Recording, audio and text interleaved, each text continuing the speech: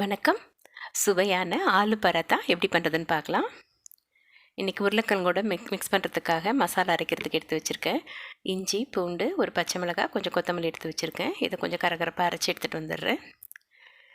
2 பெரிய சைஸ் உருளைக்கிழங்கு வேக வச்சு மசிச்சு வச்சுருக்கேன். அதில் கொஞ்சம் மஞ்சள், காரப்பொடி, கொஞ்சம் கரம் மசாலா சேர்த்துக்கிறேன். அதோட கொஞ்சம் ஓமம் சேர்த்துக்கிறேன். சீரகமும் சேர்த்துக்கலாம், ரெண்டும் கலந்தும் சேர்த்துக்கலாம். நான் அரைச்சிட்டு வந்த மசாலாவை இதில் சேர்த்துக்கிறேன். இதுக்கு தேவையான அளவு உப்பையும் சேர்த்துட்டு இதை மிக்ஸ் பண்ணி வச்சுக்கலாம். இது ஸ்டஃபிங்காக ரெடி பண்ணிகிட்ருக்கேன்.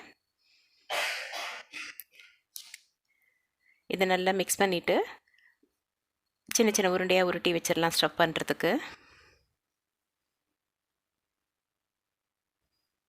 நான் எடுத்துக்கிட்டதில் 6 உருண்டை வந்திருக்கு. 6 பராத்தா பண்ணுறதுக்கு ரெடியாக இருக்குது.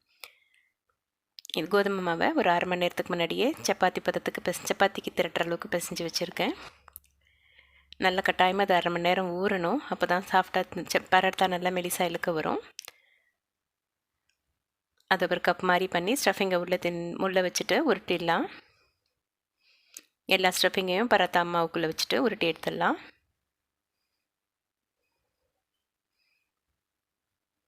இது மாவு வெளியில் வச்சுருக்க நம்ம சப்பாத்தி மாவு ரொம்ப டைட்டாக இருந்தாலும் ஃப்ரீயாக இழுக்க வராது. ரொம்ப லூஸாக இருந்தாலும் ஸ்டஃபிங் வெளியில் வந்துடும். கரெக்டான பதத்தில் வச்சுக்கணும். மாவு கட்டாயமாக 1/2 மணி நேரமாவது ஊறணும்.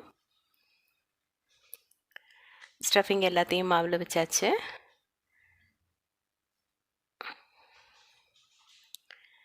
இதை பராத்தாவை திரட்டி சுட்டு எடுத்துடலாம். நல்லா கோதுமாவை டஸ்ட் பண்ணிவிட்டு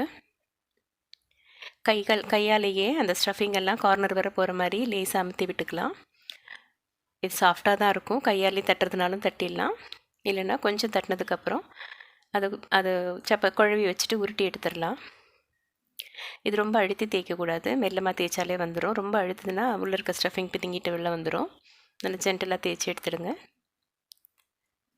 ரொட்டி தேய்ச்சாச்சு. அது மேலே இருக்கிற மாவை நல்லா அப்படி டேப் பண்ணினா கீழே விழுந்துடும். மாவோடு போட்டால் அதெல்லாம் கொஞ்சம் கருப்பு கலரில் வந்துடும், கருகி போயிடும். பராத்தாவை சுட்டு எடுத்துடலாம். நம்ம உள்ளே வைக்கிற பூரணமும் நல்ல ரொம்ப தண்ணியாக இல்லாமல் கரெக்டாக பக்குவத்தில் இருந்தால் தான் வெளியில் வராது. அதுவும் தண்ணியாக இருந்துச்சுன்னா வெளியில் வந்துடும். இது ஒரு பக்கம் வெந்ததுக்கப்புறம் திருப்பி போட்டுட்டு இந்த மாதிரி கலர் கொஞ்சம் வேகாத கலர்லாம் கொஞ்சம் மாறணும். இதுவும் கொஞ்சம் சுடணும். இன்னும் ஒரு 30 செகண்ட்ஸ் திருப்பி போட்டுட்டு எண்ணெய் ஊற்றி சுட்டு எடுத்துடலாம்.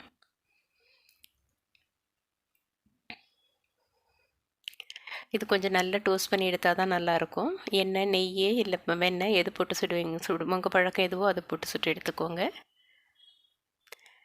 ஆயில் நல்லா ஃபுல் பராத்தால படுற மாதிரி கரண்டியால் நல்லா அப்படி தேய்ச்சி விட்டுட்டு 2-3 தடவை திருப்பி போட்டு எடுத்துகிட்டு 2 பக்கமும் நல்லா ப்ரௌன் கலரில் வர அளவுக்கு நல்லா டோஸ்ட் பண்ணி எடுத்துடணும்.